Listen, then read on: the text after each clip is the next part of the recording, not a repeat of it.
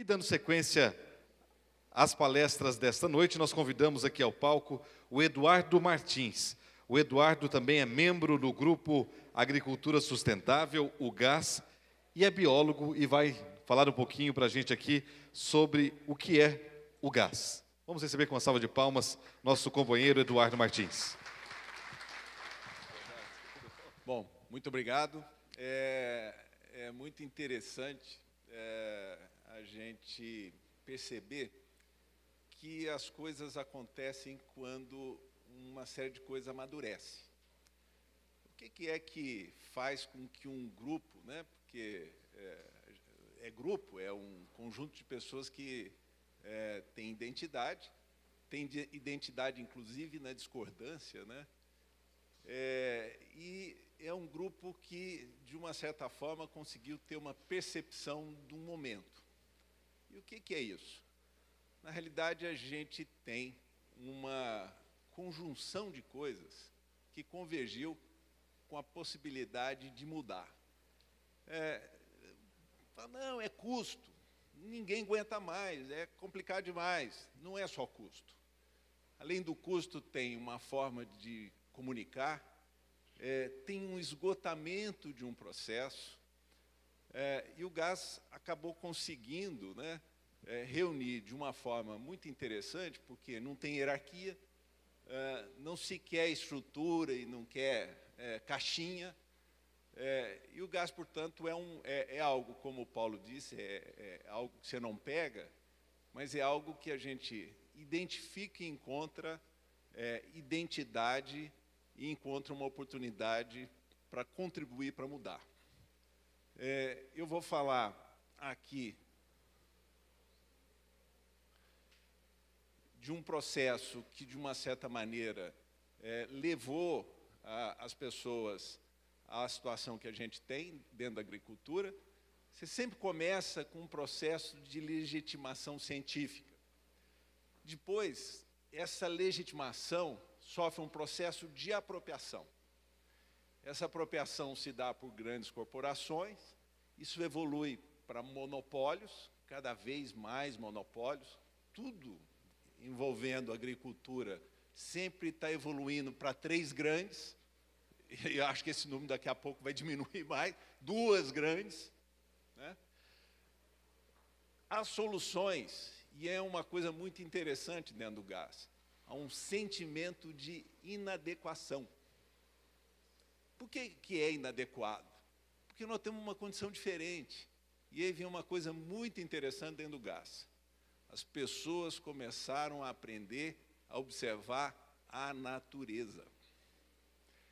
Uma das coisas mais incríveis que tem dentro do processo do grupo é quando um agricultor começa a descobrir que a ação dele gera desequilíbrio.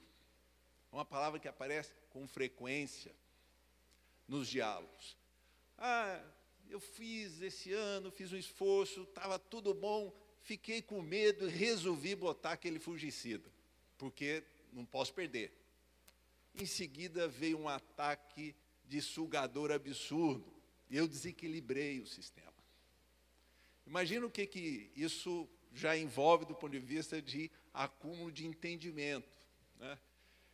Há também, nesse processo, né, uma geração de externalidade negativa. E, no final, o que acaba tendo? A gente tem um retorno que é baixo e um risco que é enorme. A gente já lida com uma quantidade de riscos fantásticos. A gente lida com risco de clima, a gente lida com risco de câmbio, a gente lida com risco do mercado. É bem complicado. De uma certa forma, é a respeito desse ciclo que a gente acaba tendo uma possibilidade de construir algo novo.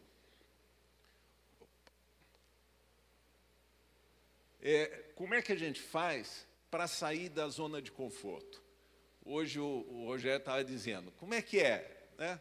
Todo mundo acha que precisa de uma solução mágica, de preferência que caiba no pulverizador e eu possa aplicar e resolver. E a agricultura não tem como ser dessa forma. A gente tem, portanto, que fazer um esforço para sair dos pacotes prontos. O conforto de ir na revenda e achar que o que eu estou comprando está resolvendo o meu problema. Muitas vezes está aprofundando o meu problema. Como é que sai disso?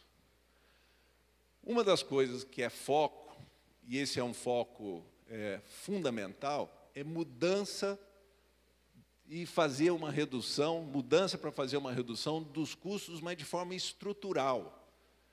Nós estamos buscando uma base de produção onde a dependência que a gente tenha do ponto de vista do que entra, dos insumos, da tecnologia, não seja algo que o preço vai ficar sendo redefinido e ajustado em função da conveniência de poucos, que calculam o quanto que eu ganhei para cobrar a mais no ano seguinte.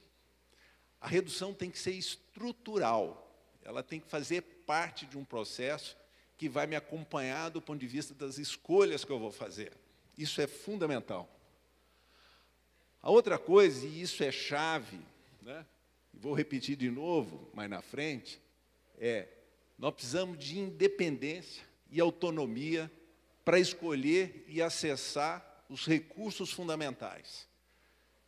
Independência e autonomia.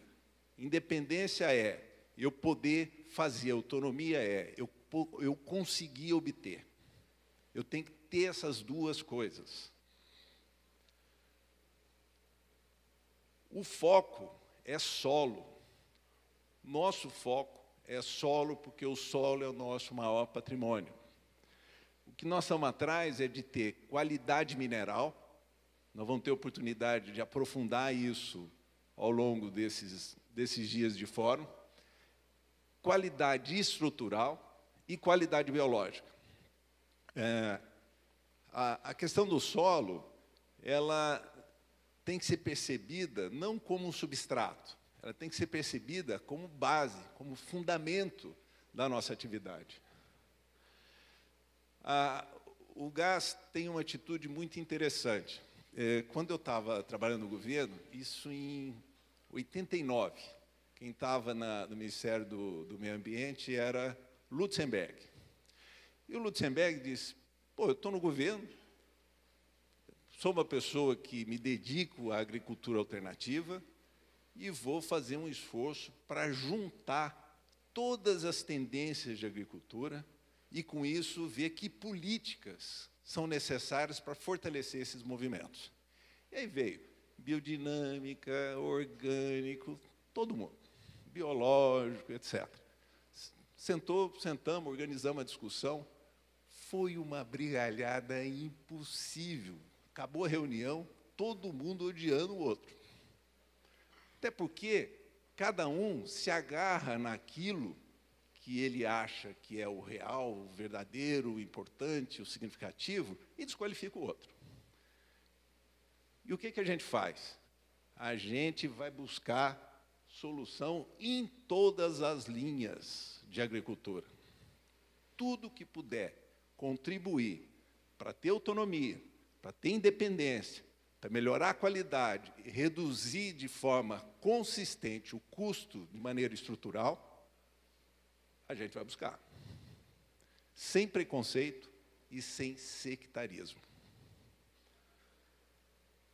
Reduzir as contaminações do lugar onde a gente produz, da atmosfera, e aqui tem uma importância enorme, a gente vai ter chance de falar um pouco do alcance de redução de emissões e de captura que essa agricultura pode entregar, e a importância que essa redução tem na qualificação e na valorização daquilo que a gente produz. E nos produtos. O consumidor quer qualidade. Cada vez mais, cada commodity que chega em vários países são escrutinadas do ponto de vista de contaminantes. Se a gente conseguir se diferenciar, nós podemos atribuir valor ao nosso esforço. Muito se fala, né, da questão de conhecimento. Como é que a gente assume conhecimento? Primeiro, nós entendemos que o conhecimento não está restrito à lógica da produção de conhecimento científica. há um conhecimento fundamental que cada agricultor constrói e produz dentro da sua propriedade. E esse conhecimento ele é insubstituível.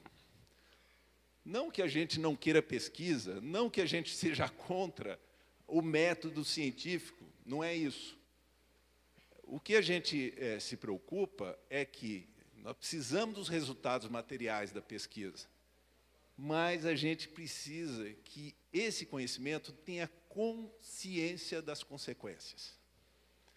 É fundamental ter essa discussão, é fundamental ter essa discussão com os produtores.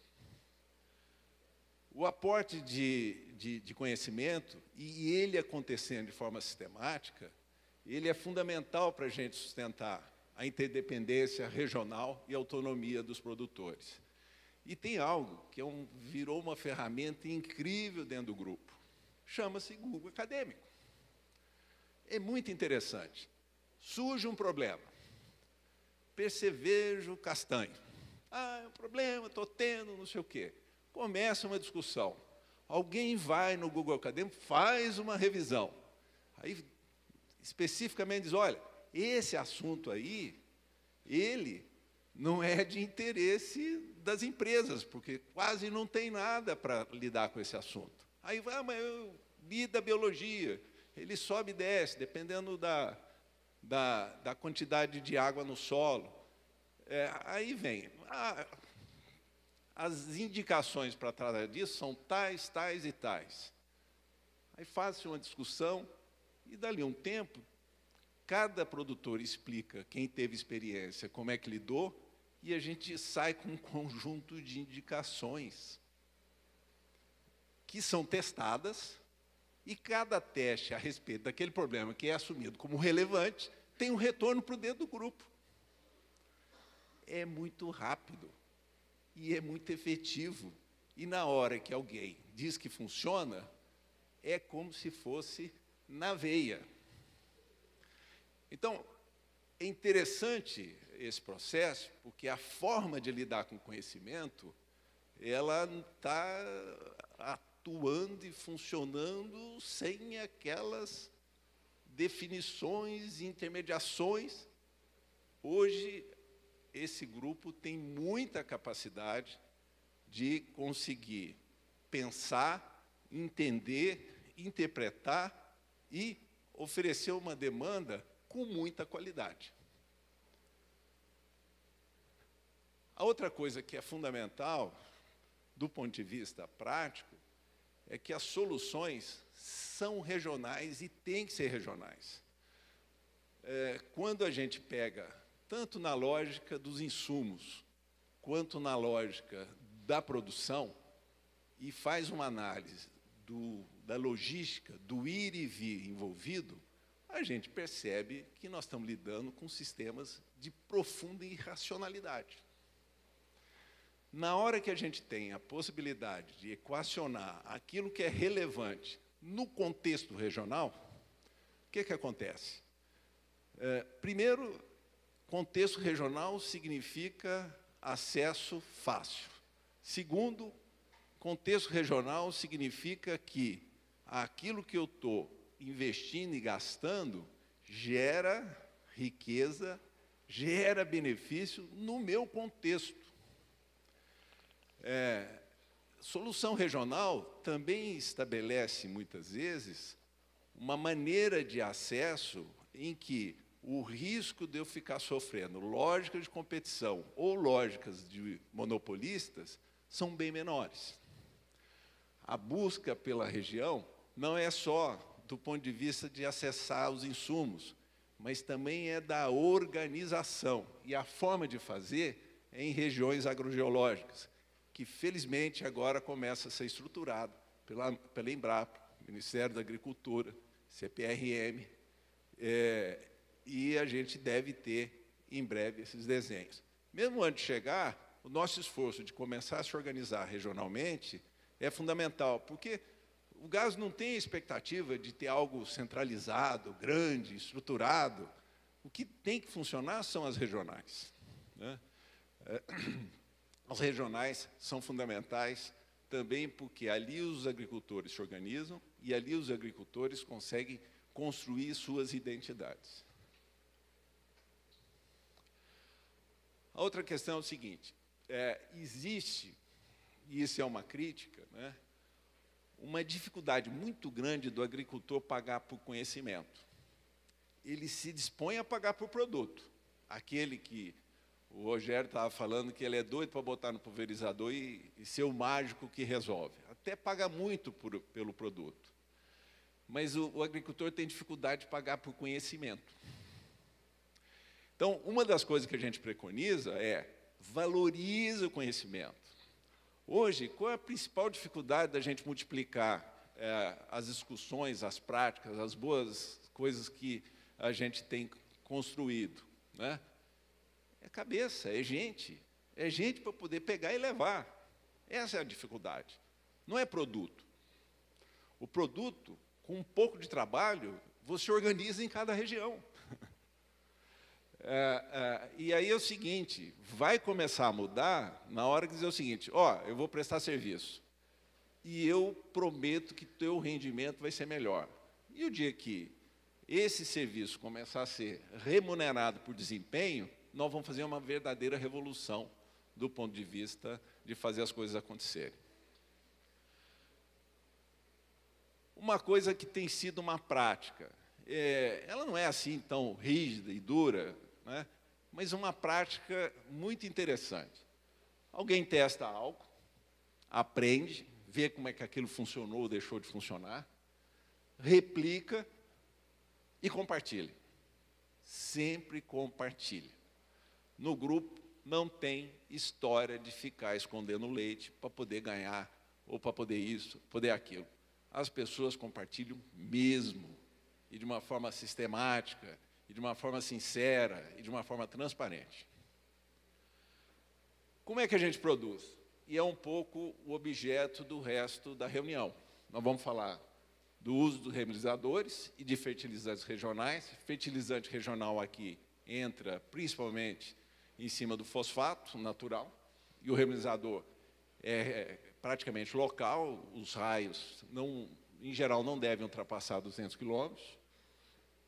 O uso de biológico, aqui tem uma discussão grande com essa questão do on-farm, a aposta da indústria que está substituindo, do químico que está substituindo o químico por biológico, é muito nos micro-organismos que podem ser registrados, etc., etc. Mas eu acredito que a gente vai evoluir cada vez mais para sistemas onde a gestão do biológico, o relevante não é o específico. O relevante é o sistema. O relevante é a comunidade. Mas em biológico tem muito que se fazer, tem muito que se discutir. Existem riscos, existem potenciais problemas que podem acontecer, mas é uma ferramenta fundamental. O que a gente não pode é começar a transformar o biológico, o que é a molécula química do fungicida e do inseticida. Nós temos que começar a olhar biológico como sistemas, como comunidades. Nós temos que olhar o biológico e interpretá-los em sistemas ecológicos, interagindo com o solo, os minerais e com as plantas.